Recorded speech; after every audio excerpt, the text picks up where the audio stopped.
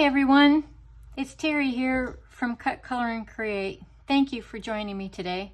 Our plan for today is to do some layered stamping, and we're going to use a new stamp set, and it's got a coordinating die from Gina K Designs.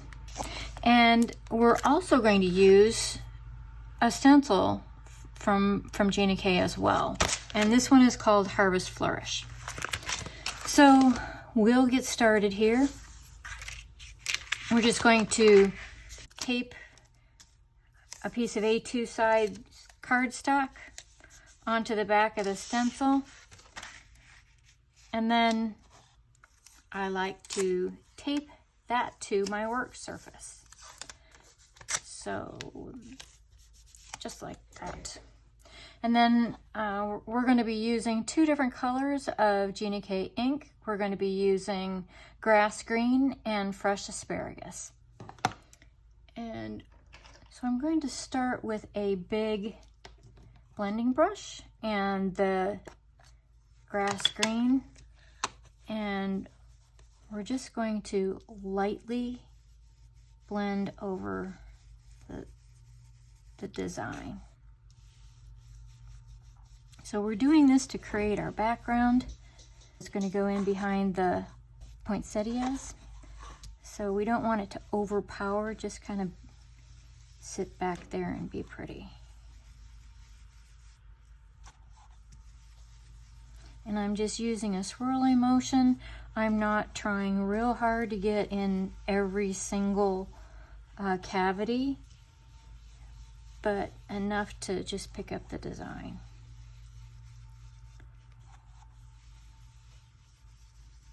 And now I'm going to take a smaller brush, and I'm going to use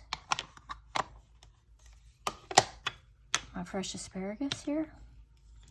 And I'm just going to add in just a tiny bit of detail right at the base of some of these flourishes. Just like so. Nothing too exact, just to add a little bit of interest in that background.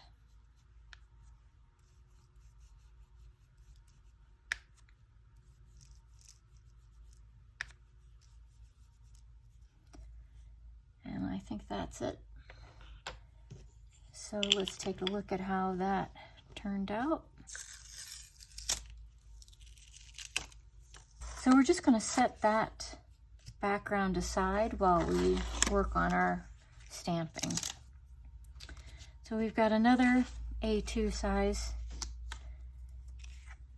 I'm going to clean off my work surface just a little bit, just to make sure I don't get ink all over the place. Ask me how I know about that. And I'm going to use a Misty. So I'm just going to set an A2 size cardstock in there, white Nina, 80 pound. And next we're going to use the Perfect Poinsettias. And this is the first time I'm using this. So we're going to condition the stamps. And I'm using the technique that Gina recommends to mark the stamps all in a similar location, so you know, so it makes it easier to line up. So I'm just going to start, I'm going to be cutting these out with a die, so it doesn't really matter where that goes on the cardstock. I'm going to pick it up with my cover. And then you can use stamp conditioning eraser. I usually use that when I have a stamp that has a lot of background, but you see there's little pieces that come off of it when you do that. So I'm not real thrilled with that. I'm going to make sure that I get rid of all of that so it doesn't affect what I'm stamping, and then I just kind of rub it with my fingers just to make sure that you kind of condition the whole stamp, being that it's so big. So next I'm going to use the lightest of 4 colors that we'll be using today, and I'll put them here so that you can see them. We're going to start with lipstick, and I'm just going to ink up my stamp real well.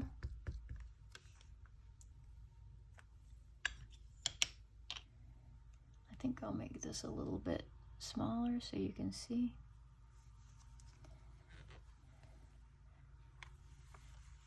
And then I'm going to get a real good image. That turned out pretty well, but I've got some white spots, so I'm going to go over that one more time.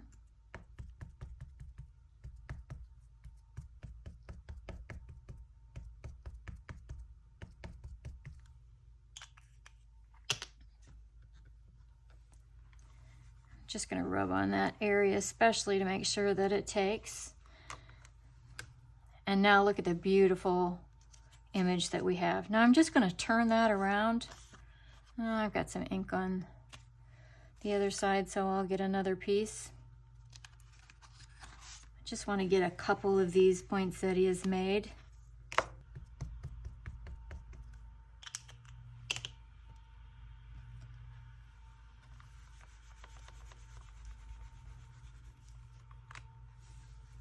And I have the same problem this time, so we'll give this another go. I don't have a Checky tool, unfortunately, but I do have a dry erase eraser, so I'm going to just rub that in. Maybe that'll do a better job. Yeah, that's better. It's still a little bit of white, but I think that's going to be covered up by some of the other layers, so we're going to keep going.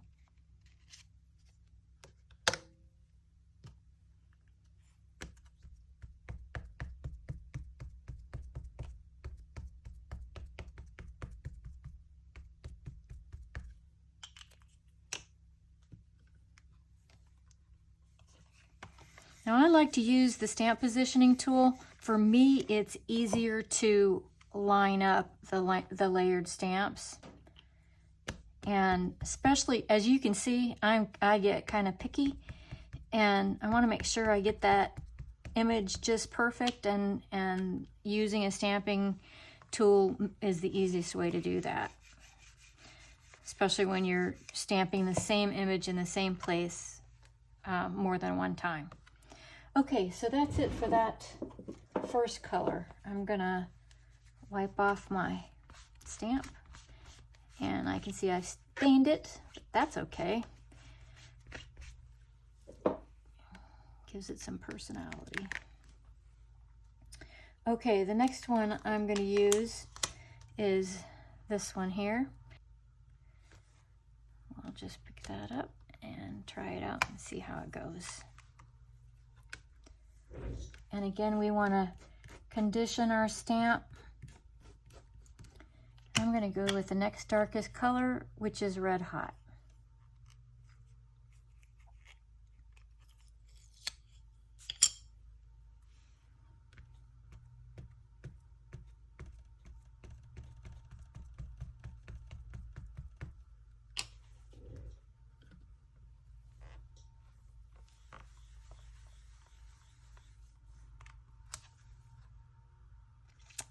And that looks just fine.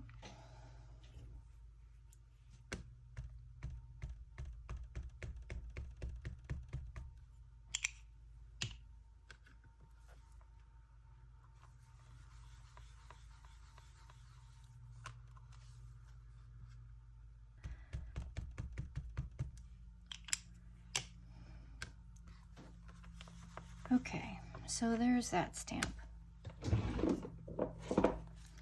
We'll just clean this one off a little bit.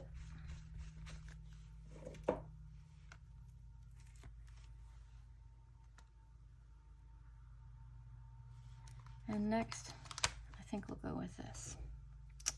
This one should be easier.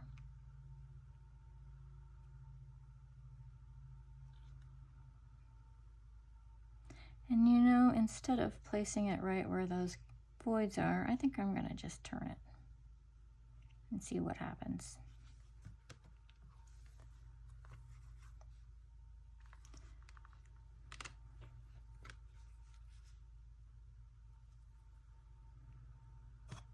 And the next color we're going to use is Cherry Red.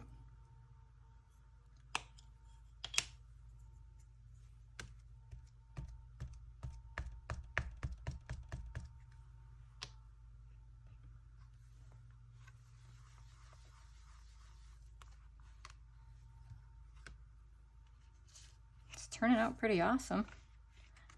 It doesn't look like anything like what Gina had created, but I'm liking it. It's kind of a whimsical, cartoony kind of poinsettia.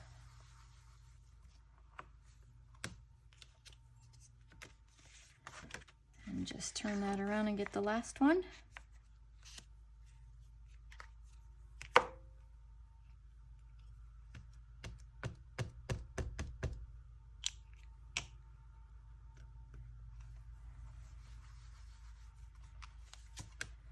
Okay, clean that off. Looks like these are gonna need some heavy duty washing. And the last one.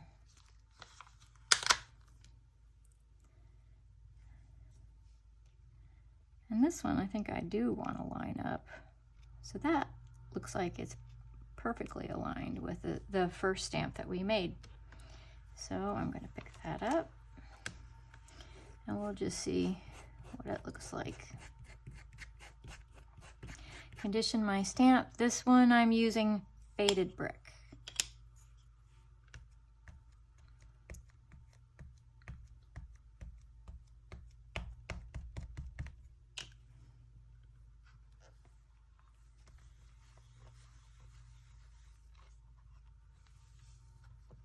Wow, that's really pretty.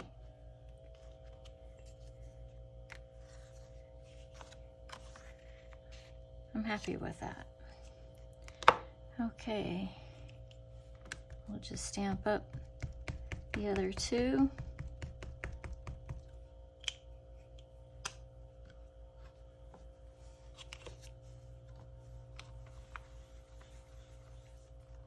So basically what I did is I kind of turned each stamp. I didn't do a very good job of lining them up initially, but I think the end result is just fabulous.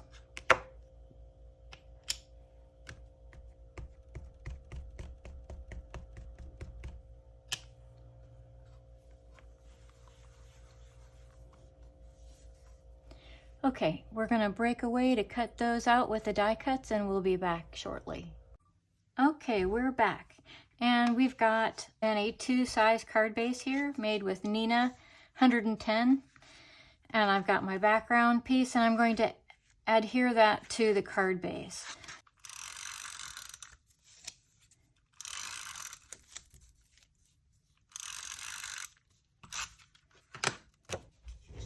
I always stand up to do this and start in one corner to align it. It seems to work for me. Okay, next I'm going to kind of arrange my poinsettias in the positions that I think that I want them to be in. I thought 3 would be a good arrangement, and maybe something like, you don't want them to be all in the same direction as each other. You know, we want to change it up a little bit so that there's some interest there. And that kind of like the idea of it swooping rather than making a corner. And then there are some very pretty sentiments on this. Let's see if I can put some cardstock behind that so you can see it. Happy Holidays and Merry Christmas. I think I'll go with the Merry Christmas. I really like that. And I'm thinking that that might just go beautifully right there. So we're going to try stamping it directly onto the card base. I'm just going to set that there for now. Okay, this next trick I learned from watching one of Jennifer McGuire's videos. And she uses a piece of press and seal, just like you buy in the grocery store. And we use that, we press it over the top of our arrangement so we can keep everything in place the way we had it. And I find that if you just press on the flowers that you want to pick up, don't press on anything else, then it should make it easier to remove. Our press and seal isn't sticking very well, so I'm just burnishing it a little bit with my finger.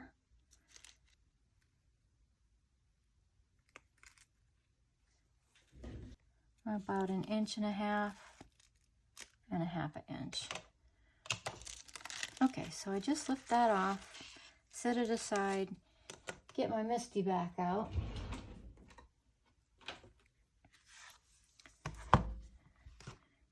And it probably would have been wiser to do this before we glued the background on. I get all excited and forget that step sometimes. And now we're going to use our transparency. And if you remember, our measurements were about 1/2 inch this way and about 1.5 inches that way. So 1.5 inches would be here. So that sentiment's going to go right there. I also like using the transparency grid to make sure that my sentiment is straight. So I'm going to pick that up with a cover, remove my transparency grid, make sure that my base is in there good. This is from the same set. It's never been used, so I'm conditioning it a little bit. And now I am going to use Gina K's amalgam ink. I love this ink. And I'm going to use that for the sentiment.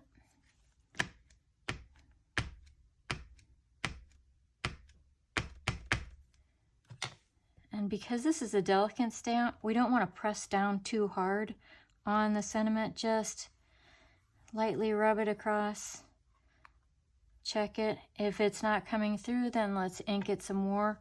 But you don't want to squish it so much that it distorts the image of the sentiment. Then you lose how pretty it is. There, that time it came out just real lovely. There we go. Okay, so we can remove that from the MISTI then. Now, I thought I'd add a little bit of dimension. So I'm going to glue the back 2 flowers on, and then I'm going to use some foam tape for the center one. So I'm going to use Gina Connect for the 2 on either side. And you can see I've still got it on my press and seal. And I'm just going to add that Connect into all those little nooks and crannies.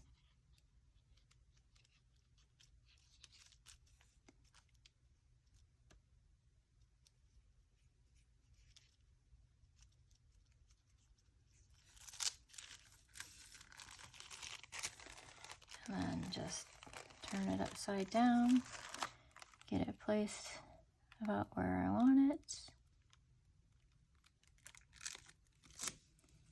And fasten those back ones down. Now I can hold on the back side and just lift up that press and seal. And now we've got the back 2 flowers fastened on, and we still need to attach this center one.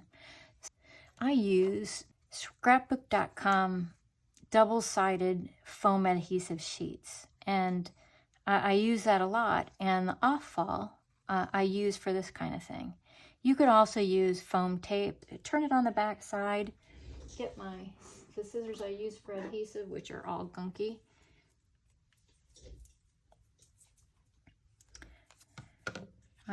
I'm going to remark that. Just mark it with my fingers. No rocket science involved here. I double check the cut, how it's going to fit. Take off one side of the adhesive backing and stick it on. And then do the same thing here.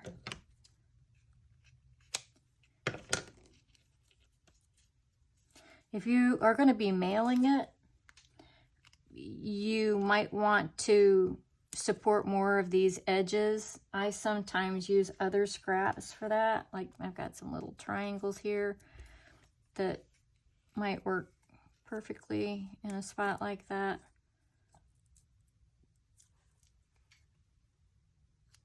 So you just really want to kind of put it where you think there might be some areas of weakness. I got one more there that I think really needs a little bit.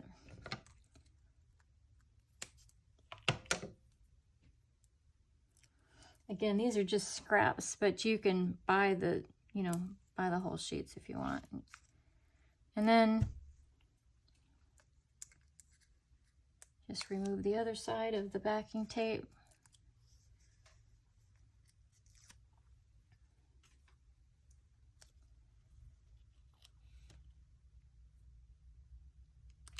And stick it down.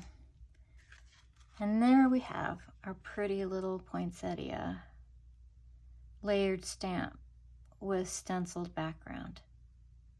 Hope you enjoyed this. Try one soon.